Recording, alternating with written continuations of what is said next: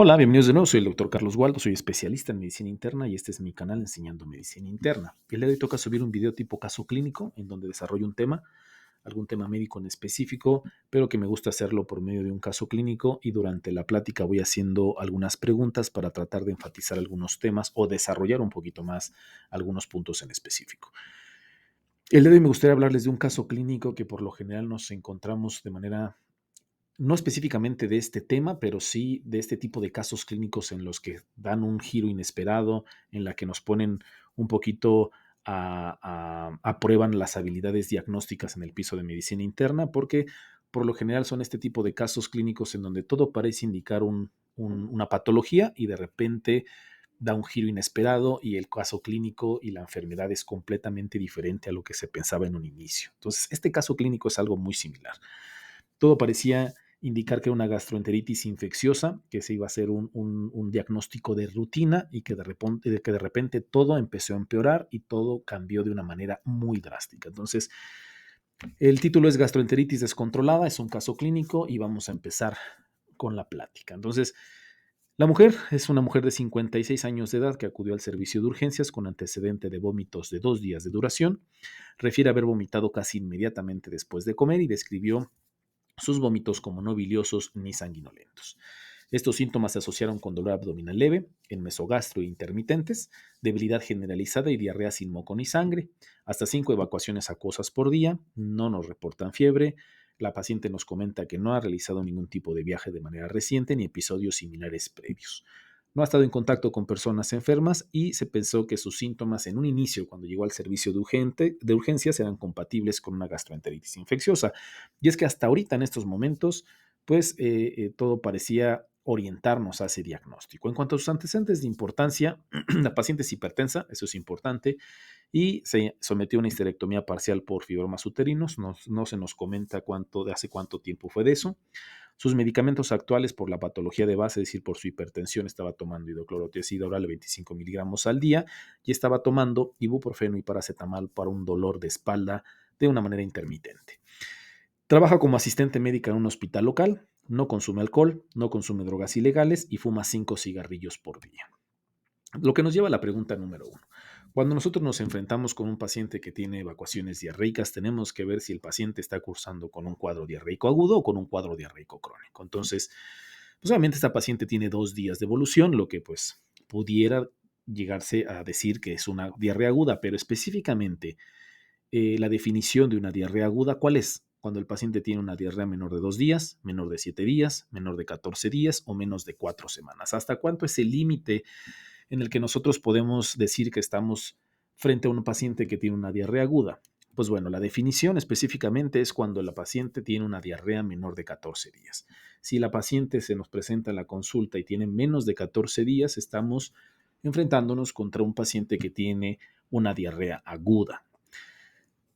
Y cuando tiene esta duración, cuando es menos de 14 días, la mayoría de las enfermedades que nos pueden provocar una diarrea aguda, como por ejemplo es la sobrecarga alimenticia, una intoxicación alimenticia, una infección viral, por lo general en estos 14 días se va a autolimitar el problema, se van a autolimitar los síntomas y el paciente se va a resolver. Si acaso daremos tratamientos sintomáticos y sobre todo en los extremos de la vida, en los niños y en los adultos mayores, tendremos que hacer especial énfasis en la hidratación, es decir, que estos pacientes no se nos deshidraten, pero la mayoría de los pacientes solo necesitarán tratamiento de soporte. Específicamente no necesitarán antibióticos. O sea, sobre todo aquellos pacientes que tienen disentería, pues quizá podríamos pensar en el uso de algún tipo de antibiótico, es decir, que las evacuaciones tengan moco o sangre, pero fuera de eso, la mayoría de las diarreas agudas se van a autolimitar.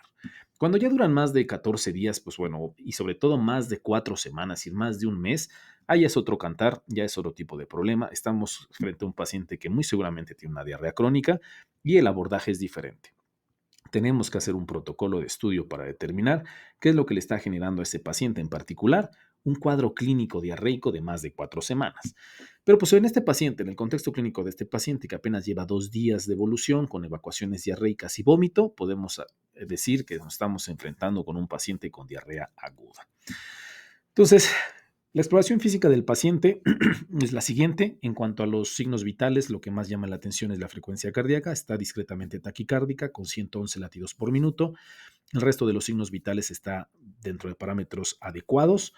no se realizaron estudios o la medición de los signos vitales ortostáticos para ver si había una descompensación en este tipo, pero aparentemente la paciente caminaba sin síntomas. Alerta orientada, y lo que sí llama la atención es que la paciente tenía una mucosa oral seca. Sonosoplos cardíacos, abdomen blando, no doloroso, no distendido, con ruidos intestinales normales. Hasta ahorita con esta exploración pareciera que no hubiera datos de irritación peritoneal ni de abdomen agudo, una cuestión delicada o que se pudiera llegar a agravar, sobre todo a nivel abdominal. Ruidos respiratorios normales, no organomegalias palpables, no exantema, examen neurológico normal y no había linfadenopatías. Aquí hay algunos datos que nos pudieran orientar a que el paciente está deshidratado. Obviamente la mucosa oral deshidratada, pero también la taquicardia que presenta, la frecuencia cardíaca de 111 latidos por minuto. Hay que tomar en cuenta un dato que es importante en esta paciente. La paciente se conocía hipertensa y la paciente toma medicamentos antihipertensivos y la presión arterial está en 107/65, que a primera instancia pudiéramos decir que es una presión normal, pero hay que tomar en cuenta esta situación. La paciente es hipertensa. Entonces, estos valores de cifras tensionales pudieran orientarnos a que la paciente está un poco más deshidratada de lo que aparentan estas cifras de la presión arterial. Entonces, quizá nos estamos enfrentando contra una paciente que está teniendo deshidratación. Por lo menos son los datos que nos está dando la exploración física. Estos son los exámenes iniciales que se realizaron al paciente una vez que llegó al servicio de urgencias. Lo que más nos llama la atención, pues obviamente son la función renal. La función renal está bastante alterada, tiene un nitrógeno ureico de 58 con una creatinina de 2.7. No se conocía previamente con alteraciones renales, pareciera ser este un problema agudo. El resto de los estudios, por lo menos la hemoglobina, las plaquetas, leucocitos, esto es importante recalcarlo, en este momento a su ingreso estaba todo normal, al igual que la función renal o por lo menos las transaminasas están normales. El análisis de orina, proteínas, cetonas, esterasa leucocitarias, leucocitas discretamente elevadas y bacterias escasas. Y nos reportan también 20 cilindros hialinos. Por el problema abdominal se tomó la decisión de la realización de una tomografía, obviamente sin contraste por la alteración renal que la paciente estaba presentando y que nos lo reportan normal. No se encuentra ningún tipo de alteración que nos llame la atención. Lo que nos lleva a la pregunta número 2. ¿Cuáles de las siguientes características de la historia y la presentación en esta paciente justifican un estudio diagnóstico adicional con estudio de heces? Es decir, a todos los pacientes que nos enfrentamos con diarrea, ya sea aguda o ya sea crónica, tenemos que hacerle estudio de heces, sobre todo en este contexto clínico de la paciente. Que tenemos una paciente con 2 días de evolución, estamos enfrentándonos con un paciente que tiene diarrea aguda. ¿Qué pacientes son los que tendríamos que hacer un estudio o un protocolo un poco más allá haciendo estudios de heces? Número 1, que la paciente tenga edad por arriba de 50 años, que sea un empleado, que su trabajo sea como trabajador de la salud, que haya una evidencia de depresión de volumen, es decir, que el paciente se encuentre deshidratado, o los últimos dos, que sea tanto un empleado del sector salud como depresión de volumen. ¿Cuáles serían las indicaciones en este sentido para que nosotros podamos pedir un estudio de heces o de evacuaciones? Los estudios de heces para el diagnóstico están indicados en caso de que la diarrea aguda cuando existan problemas de salud pública. Es decir, va a haber ciertas poblaciones en las que tendremos que hacer este estudio a pesar de que nos estemos enfrentando con una diarrea aguda, que aparentemente es un proceso infeccioso habitual. Si el paciente trabaja en un hospital o es un trabajador del sector salud, que trabaje en una guardería, o si esa persona o ese paciente manipula los alimentos y que trabaje en una cocina de algún tipo de institución. A ese tipo de pacientes tenemos que hacerle prueba de heces, sobre todo porque tenemos que evitar a toda costa que haya un brote de procesos infecciosos diarreicos, ¿no? Pero también aquellos pacientes que su presentación clínica nos indiquen que se encuentre con deshidratación, y estas dos cuestiones las tenía el paciente. Obviamente no son las únicas indicaciones para realizar estudios de evacuaciones, pero por lo menos estas dos cuestiones que la paciente tenía sí ameritan a que se realice un poco más allá de los estudios habituales, como son los estudios de evacuaciones. Y esto lo establece muy bien las guías o las guías más recientes de la ACG, la American College of Gastroenterology, que son las guías para el diagnóstico, tratamiento y prevención de infecciones diarreicas agudas en el adulto, y nos lo ponen así, tal cual, de una manera literal. Se las leo. La recomendación número 1: la evaluación diagnóstica mediante cultivo de heces y métodos independientes del cultivo, si están disponibles, deben utilizarse en situaciones en las que el paciente individual tenga un alto riesgo de transmitir la enfermedad a otras personas y durante brotes conocidos o sospechosos, es decir, trabajador de la salud, que trabaje en guarderías, que maneje los alimentos. En ese tipo de personas que estén cursando con un cuadro diarreico agudo, tienen que hacerse estudios de diarrea, tienen que hacerse estudios de evacuaciones o de heces. Y la recomendación número 2, los estudios de diagnóstico de heces se pueden utilizar si están disponibles en casos de disentería. Hay que recordar que la disentería son aquellas evacuaciones con moco con sangre. Enfermedad moderada grave, es decir, que el paciente tenga una depresión de volumen, eso podría encajar dentro de este diagnóstico de moderada grave, y síntomas que duran más de 7 días para aclarar la etiología de la enfermedad del paciente y permitir una terapia dirigida específica. Entonces, de acuerdo a las guías, en esta paciente estaría indicada la realización del estudio de las heces. Entonces, resumiendo, el paciente, como es un empleado del sector salud, aumenta el potencial de que haya un brote de un proceso infeccioso, sobre todo que afecta a poblaciones vulnerables, por lo que se tiene que hacer el estudio, y la paciente tiene una depresión de volumen, por lo menos con los datos clínicos que hemos encontrado hasta ahorita. Taquicardia, y si bien la presión arterial está normal, ante el antecedente de hipertensión quizá está un poco más bajo de lo habitual. Además de que las pruebas de laboratorio que nos pudieran llegar a orientar a que sí tiene una depresión de volumen, esta lesión renal aguda que está presentando con creatinina hasta 2.7, con una relación nitrógeno ureico creatinina más de 20.1, que si bien no es un dato exacto que nos oriente hacia una lesión renal aguda, es un dato que podemos encontrar muy comúnmente en este tipo de pacientes que tienen una depresión de volumen y que están teniendo una repercusión específicamente en el riñón. Entonces, todos estos datos nos orientan a que el paciente pues sí tiene una repercusión de moderada a grave de la diarrea que está presentando. Sin embargo, como ya les había comentado, no son las únicas criterios que tenemos que tomar en cuenta para solicitar estudio de evacuaciones o estudio de heces. Hay algunas otras características que nos pueden justificar la realización de estas pruebas, como por ejemplo si el paciente presenta fiebre, si hay diarrea sanguinolenta, dolor abdominal intenso, que el paciente tenga sepsis, edad por arriba de 70 años, que tenga inmunosupresión, enfermedad inflamatoria intestinal, ya sea que ya tenga el diagnóstico de este problema o que tengamos alta sospecha de que esté cursando con un tipo de este problema. En pacientes también embarazadas estaría indicado. Entonces, todas estas son las indicaciones para las que nosotros pudiéramos llegar a solicitar un estudio de ese si nos estamos enfrentando con un paciente con diarrea aguda, ¿vale? Se tomaron los estudios de evacuaciones y en lo que se esperaban los resultados de las evacuaciones, se empezó con una hidratación intravenosa en la paciente con solución salina normal a 100 mililitros hora. Durante las 12 horas en las que se mantuvo en observación a la paciente, el cuadro diarreico mejoró de manera considerable y la creatinina disminuyó a 1.4. Todo parecía indicar que la paciente estaba respondiendo de una manera adecuada, que era una gastroenteritis infecciosa a más, y se estaba pensando en el alta de la paciente. Sin embargo, al día siguiente empezó con fiebre, con una temperatura que llegó hasta 39.2 grados centígrados. Es decir, un pico febril bastante importante. Se recabaron los estudios de las evacuaciones para patógenos gastrointestinales y se encontraron negativos. Shigella, Escherichia, Clostridoides, todos fueron negativos. Y las temperaturas continuaron de manera sostenidas, ya no eran picos febriles, se mantuvo una temperatura sostenida de 39 grados centígrados, una fiebre que no cedía. Pero no conforme con eso, la paciente, porque pues hasta ahorita se pensaba que muy probablemente la fiebre estuviera en relación con el proceso gastrointestinal que la paciente con la que había llegado, se agregó tos. La paciente empezó con tos productiva, con esputo blanquecino y empezó con taquicardia, con frecuencias cardíacas que llegaron hasta 120. Si bien ya había llegado con cierta taquicardia, 111, la frecuencia cardíaca se elevó todavía más, hasta 120 latidos por minuto. Debido a que nos estamos enfrentando no solamente con un paciente con un proceso gastrointestinal, sino también ya se estaba agregando un proceso respiratorio, se le realizó una radiografía de tórax, donde se mostró algún aumento de las marcas intersticiales y a la auscultación ya se encontraban estertores crepitantes bilaterales infraescapulares. Entonces se le realizó una tomografía sin contraste y se encontraron opacidades en vidrio esmerilado bilaterales.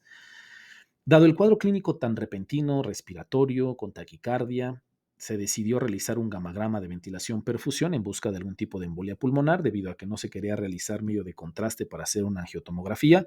Se decidió la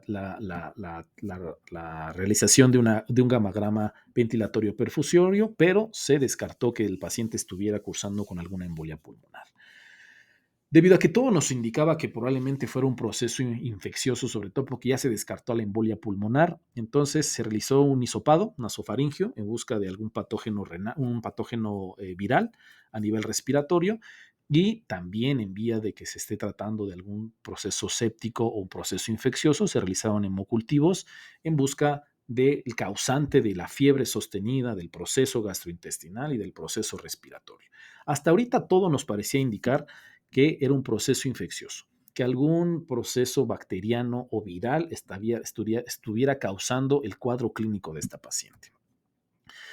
Para tratar de completar el protocolo diagnóstico en el paciente con un proceso infeccioso, sobre todo a nivel hospitalario, se realizó la procalcitonina. La procalcitonina que se realizó en el paciente se encontró extremadamente alta, nos reportaron 58.02 nanogramos sobre mililitros. Esto es un valor bastante importante. Les estoy poniendo aquí los niveles de referencia que nosotros debemos de tomar en cuenta en los pacientes que realizamos este estudio, sobre todo en pacientes hospitalizados, y cuando lo encontramos igual o por debajo de 0.5, pues es muy poco probable que exista sepsis. Si está de 0.5 a 2, las posibilidades se incrementan un poco más, hay posibilidades de que haya sepsis. Por arriba de 2 es probable que haya sepsis, a menos que se conozcan algunas otras causas que incrementen la procalcitonina, y cuando está por arriba o igual a 10, es muy probable que nos estemos enfrentando con un paciente que tenga una respuesta inflamatoria sistémica, casi exclusivamente debido a sepsis bacteriana grave o choque séptico. O sea, el gran porcentaje de pacientes que nos enfrentamos con un proceso infeccioso o que nos orientan a un proceso infeccioso y la procalcitonina se encuentra por arriba de 10, pues lo más común es que nos estemos enfrentando contra una infección bacteriana o un choque séptico, ¿no? Pero ojo, no son las únicas causas que van a incrementar la procalcitonina por arriba de 10. Entonces, pero lo más común, y sobre todo por la evolución que la paciente había estado teniendo de manera inicial gastrointestinal y posteriormente el cuadro respiratorio, pues todo nos parecía indicar que muy probablemente nos estábamos enfrentando contra un proceso bacteriano. Entonces, lo que nos lleva a la pregunta número 3, y esto con respecto a la procalcitonina. Este nivel de procalcitonina respalda el diagnóstico de infección del tracto respiratorio inferior por cuál de los siguientes patógenos. Es decir, de acuerdo a la literatura o de acuerdo a los datos que encontremos en la literatura médica, ¿cuál de estos nos podría llegar a explicar que se presente una elevación tan importante de la procalcitonina? Neumonías por bacterias típicas, por bacterias atípicas, por virus o por hongos. Para poder responder esta pregunta, les pongo este artículo. Es un artículo que publicó la IDSA, la Infectious Disease Society of America, que nos hablan sobre la procalcitonina como marcador de etiología en adultos hospitalizados con neumonía adquirida en comunidad. Es un estudio bastante interesante porque lo que trataron de hacer los autores es ver como que un punto de corte. Si nosotros encontramos una procalcitonina hasta tal nivel, es muy probablemente que sea por este patógeno. Si nos encontramos por arriba de este nivel, es probable que sea por este patógeno. Entonces, es un estudio bastante interesante, pero lo que nos encontraron, que si bien no fue algo específico, no nos pudieron dar puntos de corte como se quisiera en un inicio de la realización del estudio, sí nos comentaron que las bacterias típicas son las más probables que provoquen una elevación tan importante de la procalcitonina. Los autores observaron que en adultos hospitalizados con neumonía adquirida en la comunidad, los niveles de procalcitonina eran más altos en aquellos con infección bacteriana típica. Los pacientes con neumonía viral o fúngica, a diferencia de las bacterianas, tenían una elevación de procalcitonina más bajas que aquellos con infecciones bacterianas típicas o atípicas. E inclusive pudieran llegar a tenerlas hasta tan bajas como menos de 0.05 en estos pacientes con neumonías virales o fúngicas. Los pacientes con un nivel de procalcitonina de 10 nanogramos sobre mililitro tenían 4 veces más posibilidades de tener un patógeno bacteriano que aquellos con un nivel de procalcitonina indetectable. Entonces, por lo menos en este estudio se encontró que si tenías una procalcitonina por arriba de 10 o de 10 para arriba, era muy probable que nos estuviéramos enfrentando con bacterias atípicas o típicas. Y así lo ponen en las conclusiones los autores. Ningún umbral de procalcitonina discriminó perfectamente entre patógenos virales y bacterianos, que eso hubiera sido lo ideal, ¿no? O sea, que nos dieran un punto de corte para cuando tuviéramos la procalcitonina, dijéramos, pues mira, por el nivel de procalcitonina estamos enfrentándonos contra algo viral. Por el nivel de procalcitonina de tal nivel, estamos contra un bacteriano. Pero si nos comentan que una procalcitonina más alta se correlaciona fuertemente con una mayor posibilidad de patógenos bacterianos, particularmente bacterias típicas. No es una regla, pero si tenemos un paciente con un proceso infeccioso respiratorio, en este caso una neumonía adquirida en comunidad con una procalcitonina por arriba de 10 o de 10, las posibilidades de que sea una bacteria típica o atípica son bastante altas. Entonces, la marcada elevación de procalcitonina en esta paciente excede los umbrales típicamente descritos y puede reflejar enfermedad bacteriana o una inflamación sistémica grave no bacteriana, porque como les vuelvo a comentar, un nivel de procalcitonina por arriba de 10 es altamente sugerente de un proceso infeccioso bacteriano, pero no es lo único, no es lo único en lo que tenemos que pensar. Sobre todo, y lo que es más importante, y como vamos a ver en la continuación del caso clínico, en aquellos pacientes que no responden a una terapia antimicrobiana con fiebre persistente, con procalcitonina extremadamente alta como esta, con el 58, es que algo no está cuadrando. Algo está más allá de un proceso infeccioso bacteriano, que es lo que vamos a darnos cuenta más adelante. Entonces, en este paciente, pensando en un proceso infeccioso, se inició con acitromicina, vancomicina y pipetazo, así se le dio un triple esquema de antibiótico para cubrir bacterias atípicas y típicas que pudieran llegar a causar neumonía adquirida en el hospital, pero a pesar de la triple esquema de antibióticos, el paciente siguió con fiebre sostenida. No respondió a los antibióticos, no respondía a los antipiréticos y tenía una fiebre constante y sostenida. Al quinto día de la hospitalización, la paciente, aparte de todo, desarrolló fibrilación auricular. Y desarrolló una fibrilación auricular con respuesta ventricular rápida, por lo que se trasladó al servicio de la unidad de cuidados intensivos. En la unidad de cuidados intensivos se inició diltiazem intravenoso, lo cual revirtió la fibrilación auricular, afortunadamente a ritmo sinusal normal. Se hicieron estudios de laboratorio de control. Hay que recordar que los estudios que se realizaron de una manera inicial tenían leucocitos normales, hemoglobina normal, plaquetas normales y enzimas hepáticas normales. Pues bueno, con los estudios de control en la unidad de cuidados intensivos, los leucocitos se incrementaron hasta 18.900 y se empeoró la función renal que ya había mejorado en 1.4 con la reanimación intravenosa inicial y las plaquetas empezaron a disminuir. De 222.000, me parece que tenía en un inicio, bajaron a 109.000 y la paciente necesitó tratamiento con oxígeno suplementario, con cánula nasal o puntas nasales a 3 a 4 litros para mantener las metas de saturación. Lo que nos lleva a la pregunta número 4, sobre todo y hablando sobre la fibrilación auricular. Es algo que me gustaría tomar en cuenta porque es un problema que nos enfrentamos comúnmente en el piso de medicina interna. Sobre todo en pacientes gravemente enfermos, nos vamos a enfrentar con alguna alteración del ritmo. Y la alteración de ritmo más frecuente que nos vamos a encontrar en hospitalización de medicina interna es la fibrilación auricular. Por lo que a eso va mi pregunta número 4. ¿Cuál es la incidencia de la fibrilación auricular de nueva aparición en pacientes con sepsis grave? ¿Qué tan común es? ¿2%, 5%, 10%, 15%? ¿Qué tan frecuente es? Pues bueno, va a depender mucho de la bibliografía que nosotros encontremos, pero en términos generales, esta fibrilación auricular en pacientes con sepsis graves es del 10%. Alguna literatura nos va a mencionar hasta el 23%, 23-25%. Las arritmias son muy comunes en los pacientes que desarrollan sepsis, pero la fibrilación auricular es la más común de todas. Va a haber diferentes factores que pueden provocar que se desarrolle esta fibrilación auricular y de hecho tengo un video en mi canal que hablo al respecto porque hay unas nuevas guías de la AHA, de la American Heart Association, que nos hablan de la fibrilación auricular en pacientes hospitalizados. Y ahí nos hablan sobre la fisiopatología, o nos tratan de explicar por qué los pacientes hospitalizados con ciertas patologías o con ciertas alteraciones van a desarrollar fibrilación auricular. Aquí les pongo de manera muy, muy rápida, si quieren verlo con mucho más detalle, los invito a ver el video, pero nos hablan que hay dos cuestiones fundamentales para que el paciente desarrolle fibrilación auricular. Número uno, los substratos.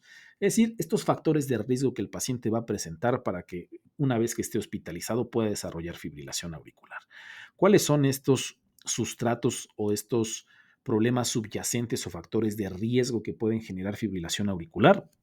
Que tengan alteraciones auriculares o procesos crónicos subyacentes. Por ejemplo, que tengan una sobrecarga de presión crónica, aquellos pacientes que tienen hipertensión de larga evolución, enfermedad renal crónica, que tengan una enfermedad valvular subyacente que no se conoce que tengan, pero que el paciente tiene, que tenga cardiomiopatía, que tenga cirugías previas como una triotomía, un bypass cardiopulmonar, una cirugía previa valvular, que tengan enfermedades torácicas previas o cirugías como enfermedad pulmonar, cirugías del pulmón, trasplante pulmonar. Si el paciente tiene estos factores de riesgo, si el paciente tiene estos substratos, como nos dicen las guías, el paciente solo necesitan desencadenantes potenciales para que una vez que esté hospitalizado tenga fibrilación auricular.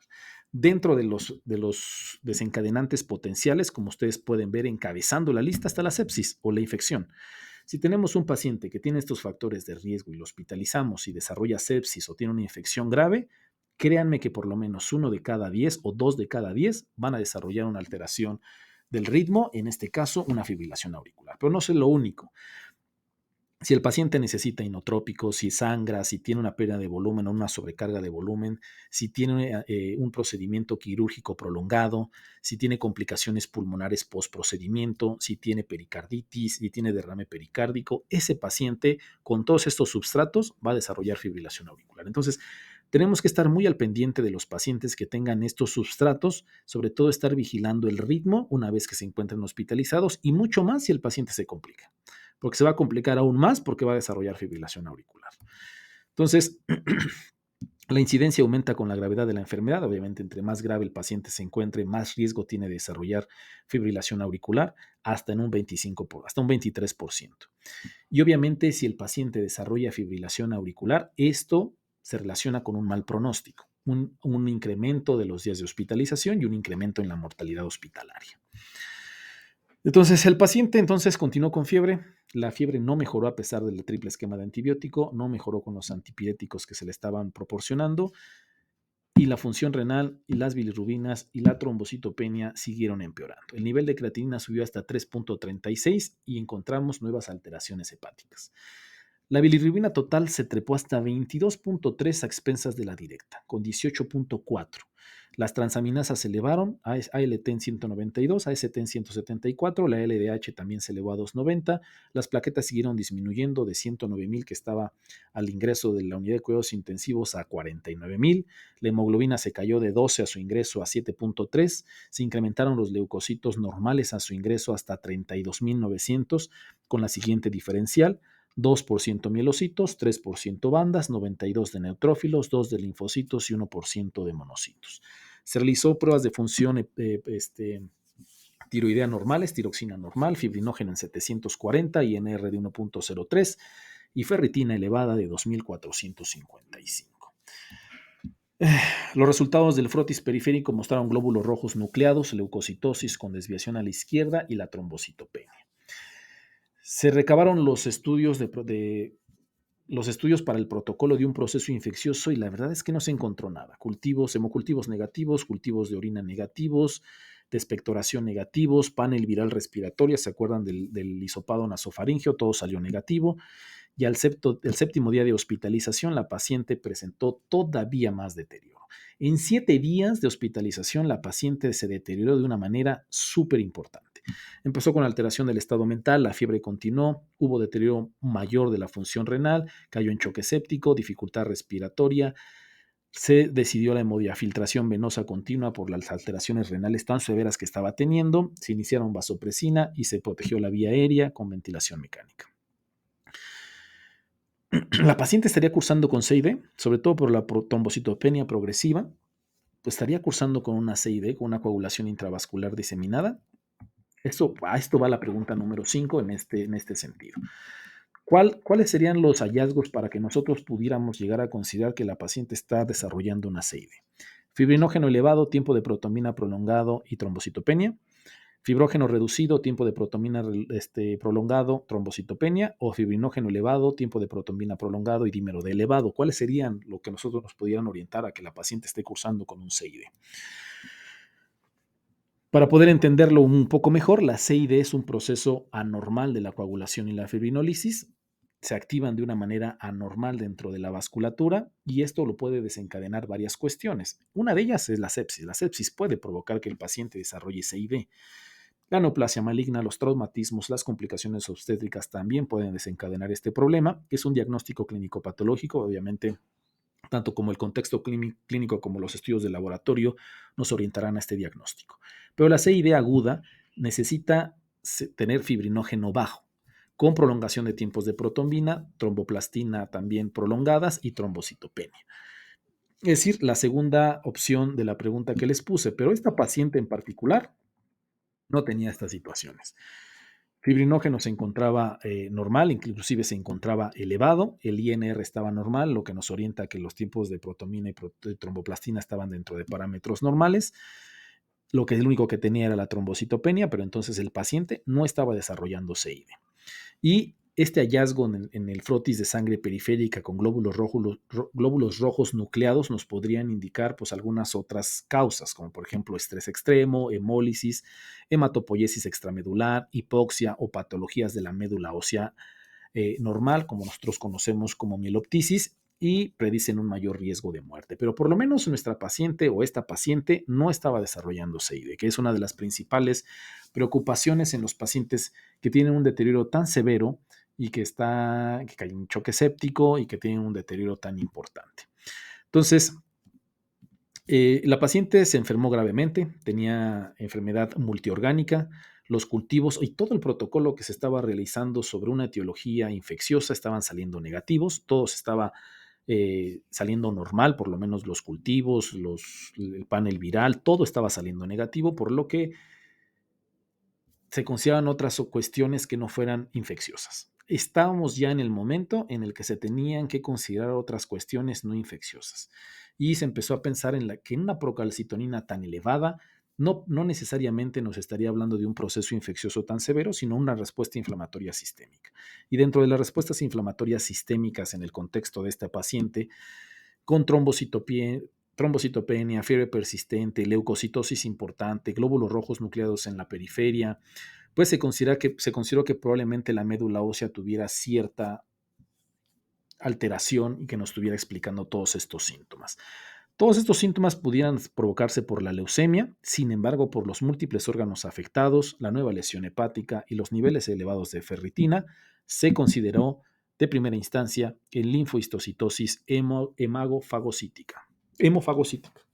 Entonces, esta fue dentro de los criterios diagnósticos, esto fue dentro del diagnóstico diferencial y se empezó el protocolo de estudio para este problema en específico. Entonces, esto nos lleva a la pregunta número 6. ¿Qué valores de laboratorio adicionales se deben obtener para respaldar el diagnóstico de HLH, que esas son las siglas en inglés, de la linfohistocitosis hemofagocítica?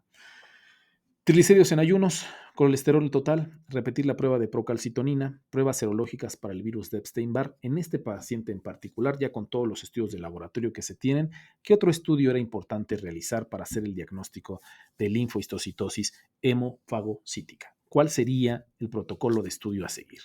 Para poder responder esta pregunta tenemos que conocer los criterios diagnósticos que nos presentan las últimas guías de la Sociedad de Histocitos del 2004.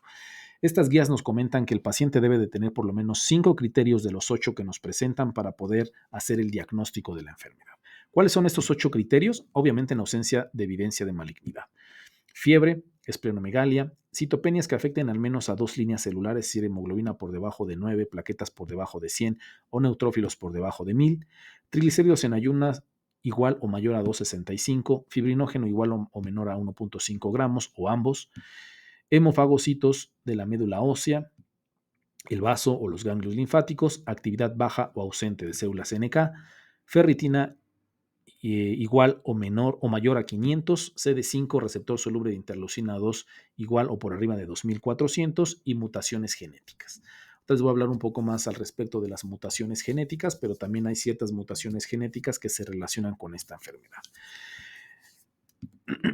Entonces, se le realizó el abordaje a esta paciente dentro de los criterios, dentro de los diagnósticos diferenciales. Esta era una de las patologías que explicaba con mucho mayor sentido todo el cuadro clínico que la paciente presentaba y el deterioro que presentó. Y dentro de los triglicéridos que se realizaron en ayunos se presentó 316, los CD25 en 2532, discretamente altos, una función normal de las células natural killer o las NK. No se detectaron mutaciones relacionadas con esta patología. Todas estas son las pruebas genéticas que se realizaron y se reportaron normales. Y hemofagocitos en el estudio de biopsia de médula ósea compatible con HLH. Es decir, se hizo una biopsia de médula ósea, aspirado de médula ósea, y se encontró hemofagocitosis en la médula ósea que nos orientaba a que tuviera esta patología, HLH. Entonces, esta paciente cumplió 6 criterios de los 8 que nos presentan las guías: fiebre, visitopenia con anemia y trombocitopenia, hipertrigliceridemia chin, hemofagocitosis en la médula ósea, ferritina elevada y CD25 soluble aumentado. Lo que nos lleva a la pregunta número 7. En pacientes con deterioro clínico no se debe iniciar el tratamiento para la HLH hasta que se complete cuál de las siguientes pruebas. Es decir, ¿en qué pacientes tenemos que aguantar el tratamiento, sobre todo si está teniendo un deterioro clínico? ¿En qué pacientes no tenemos que iniciar tratamiento y tenemos que retrasarlo un poco? Cuando nosotros encontremos o hasta que tengamos una demostración de los hemofagocitos en la evaluación de la médula ósea, hasta que realizamos pruebas moleculares para detectar mutaciones genéticas o de plano en ninguna de las anteriores. Pues la respuesta es que ninguna de las anteriores. El retraso en el tratamiento de este tipo de pacientes puede ser una pésima idea, sobre todo porque la mortalidad en ellos es muy elevada. Hay un estudio en los pacientes adultos con esta enfermedad que hasta el 66% de los pacientes habían muerto después de una mediana de seguimiento de 42 meses. Y la mediana de supervivencia global de toda la corte fue de 2.1 meses. Entonces, de por sí tienen un mal pronóstico los pacientes. Y si aparte de eso retrasamos el inicio del tratamiento, no es una buena idea, no importa la causa. Una vez que cumplamos ciertos criterios para el paciente y tengamos el diagnóstico de los pacientes, se debe de iniciar el tratamiento lo más pronto que sea posible. Entonces, este paciente se confirmó el diagnóstico, se inició tratamiento con etoposide de dexametasona según el protocolo del HLH94 y después de una hospitalización prolongada de 57 días, la paciente se regresó a su domicilio. En el seguimiento en la consulta externa, hasta los 10 meses, no se encontró ninguna recurrencia. Afortunadamente, la paciente respondió bastante bien al tratamiento, a pesar de que estuvo bastante grave, a pesar de que tuvo pues, mucho riesgo de mortalidad intrahospitalaria, pero afortunadamente se realizó el diagnóstico y el tratamiento oportuno y respondió bastante bien. Ahora bien, me gustaría hablar un poquito acerca de la enfermedad. Si bien no es una enfermedad tan frecuente, tan común, pero que puede llegar a ser subdiagnosticada, sobre todo porque al no ser tan común, muy pocas veces podemos llegar a pensar en esta patología y es importante por lo menos conocerla un poco. Y en aquellos pacientes que estamos pensando que están cursando con un proceso infeccioso y choque séptico y que no están respondiendo a las medidas, pues cotidianas, por ejemplo, los esquemas de antibióticos, que no estemos encontrando ningún tipo de patógeno, que no nos cuadre ningún proceso infeccioso, que no encontremos un origen infeccioso y el paciente empieza a presentar cada vez más deterioro clínico, quizá valdría la pena pensar en otras causas no infecciosas y voltear a ver algunos problemas como como la HLH. Entonces es un síndrome clínico potencialmente mortal que resulta de una respuesta inmunitaria excesiva y descontrolada. Vamos a encontrar dos tipos de HLH. La primaria, que es cuando es causada por mutaciones genéticas, con todos los genes que ya les había comentado previamente, o secundaria, cuando no se encuentran alteraciones genéticas, como es el caso de la paciente. La paciente no tenía alteraciones genéticas, pero desarrolló la enfermedad, por lo que pudiéramos considerar un HLH secundaria. Los genes implicados codifican proteínas responsables de los procesos citotóxicos y cuando esta vía está alterada, es decir, cuando está alta alteración genética, los macrófagos activados engullen los tejidos normales y desencadenan una inflamación grave no regular. Es decir, hay una alteración completa y total del sistema inmunológico, sobre todo de los macrófagos activados, que van a empezar a atacar tejidos sanos, lo que va a desencadenar un proceso inflamatorio y este proceso inflamatorio puede ser sistémico porque se puede desencadenar esta alteración inmunológica en varias partes de nuestro organismo, por lo que como vimos en este caso, hubo una alteración multiorgánica. Se presentó gastrointestinal, respiratorio, renal, hepático, en fin, en muchísimos órganos, y esto es por esta alteración inmunológica que van a presentar este tipo de pacientes. La primaria va a encontrarse mucho más comúnmente en los niños y la secundaria se va a encontrar más comúnmente en ciertos pacientes que tengan predisposición para una alteración inmunitaria, como por ejemplo aquellos pacientes que tienen linfomas, inmunodeficiencias o enfermedades autoinmunes. Y se ha encontrado que puede llegar a ser desencadenada por algún tipo de procesos infecciosos. Lo que más se ha relacionado y con mayor frecuencia se ha relacionado es con el virus de Epstein-Barr. Afortunadamente, como ya les había comentado, no es un problema tan común. En México no encontré datos epidemiológicos de incidencia, prevalencia ni nada por el estilo, pero lo que nos reporta la literatura, los estudios que tienen mayor artículos de epidemiologías en Japón y estiman una incidencia anual, por lo menos en esas zonas del mundo, de 1 por 800,000 personas o 800,000 habitantes. La verdad es que no es tan común, no tengo datos en Latinoamérica, no tengo datos en México, pero supongo que pueden ser algo muy similar. En cuanto al diagnóstico, los síntomas cardinales, obviamente son los criterios que ya les había comentado, pero lo que más vamos a encontrar en estos pacientes son la fiebre prolongada, la esplenomegalia y las citopenias. Lo más común que encontremos es la fiebre. Prácticamente en casi todos los pacientes vamos a encontrar fiebre, sobre todo fiebre de difícil control. La hepatoesplenomegalia y las citopenias no son tan comunes, pero sí lo vamos a encontrar en un 80% de los pacientes. La ferritina elevada en el 95% de los casos, y el que menos vamos a encontrar será quizás el fibrinógeno bajo, que es hasta en un 40% de los pacientes. Entonces, pacientes, los síntomas más comunes: fiebre, esplenomegalia, citopenias y ferritina alta. Son como que los más comunes que vamos a encontrar. También se han reportado manifestaciones cutáneas, pero pues van a variar de acuerdo a la literatura que revisemos, entre el 6 al 65%. Puede que encontremos, puede que no. Y los pacientes pueden llegar a tener síntomas neurológicos hasta en un 30%, que pueden provocar crisis convulsivas e inclusive encefalopatías. Todos estos síntomas tienen una explicación. O sea, la fisiopatología de la enfermedad nos explica qué es lo que está sucediendo, ¿no? Los altos niveles de citocinas son los que van a causar la fiebre. La esplenomegalia resulta de la infiltración por linfocitos y macrófagos. Las citopenias están relacionadas con altos niveles de factor de necrosis tumoral alfa e interferón gamma y con la hemofagocitosis. Los triglicéridos elevados son causados por la disminución de la actividad de la lipoproteína lipasa, iniciada por el aumento de los niveles de factor de necrosis tumoral alfa. Se cree que la ferritina se acumula a medida que los macrófagos eliminan el hemo. Los linfocitos activados producen altas concentraciones del receptor de interleucina 2 soluble, etcétera, etcétera. Todas las alteraciones que vamos a encontrar, sobre todo de los criterios diagnósticos que nos hablan las guías, pues son esta desregulación del sistema inmunitario que van a presentar los pacientes con activación elevada de los macrófagos, de los linfocitos. Toda esta desregulación inmunológica es la que va a causar todos los síntomas del paciente. Entonces, no es necesario que encontremos hemofagocitosis en los pacientes, no excluye el diagnóstico. Menos de la mitad de los pacientes pueden tener esta evidencia. Sin embargo, sí se encuentran dentro de los criterios diagnósticos de la enfermedad. ¿Cómo podemos distinguir la sepsis de la HLH? Es muy difícil, sobre todo en las personas adultas, pero si la sospecha es alta, el patrón de hallazgos clínicos y la progresión de la enfermedad pueden llegar a utilizarse para poder realizar el diagnóstico. Los marcadores seriados de inflamación, la ferritina y la evaluación de la médula ósea también nos ayudan en el diagnóstico. Creo que como cualquier otra patología, como cualquier otra enfermedad, tenemos que individualizarla, tenemos que ver el contexto clínico del paciente. Obviamente lo más común será en un paciente de estas características es que sea un proceso infeccioso, ¿no?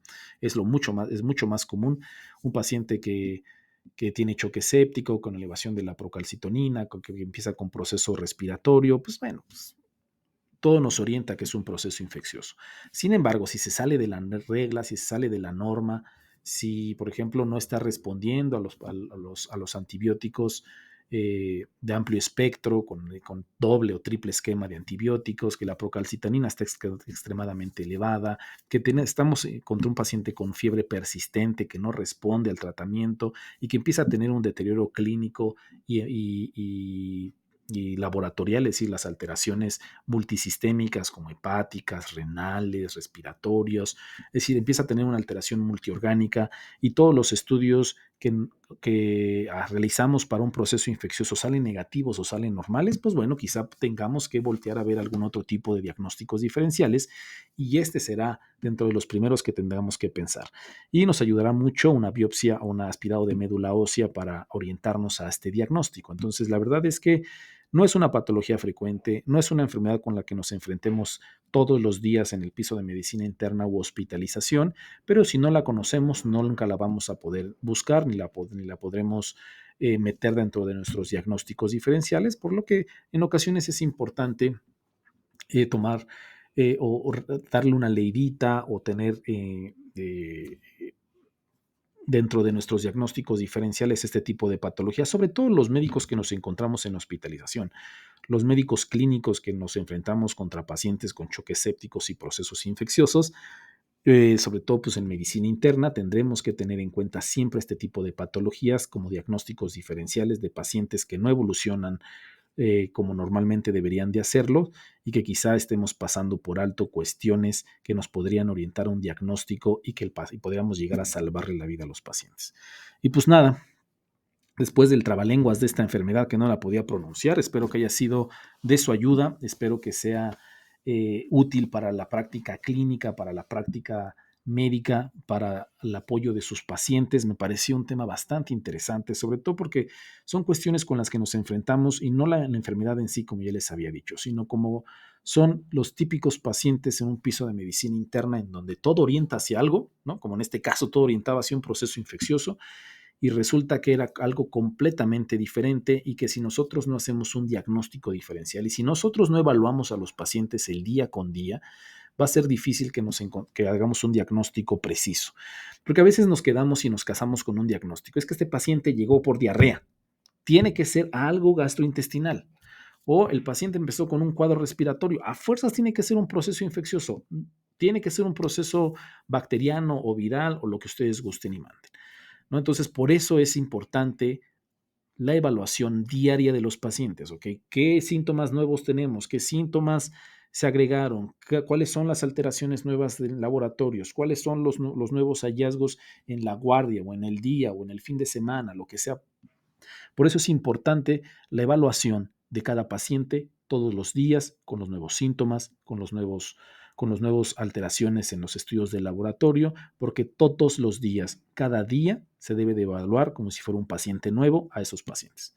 Y pues nada, ojalá sea de su ayuda. Hasta luego y que tengan una bonita semana.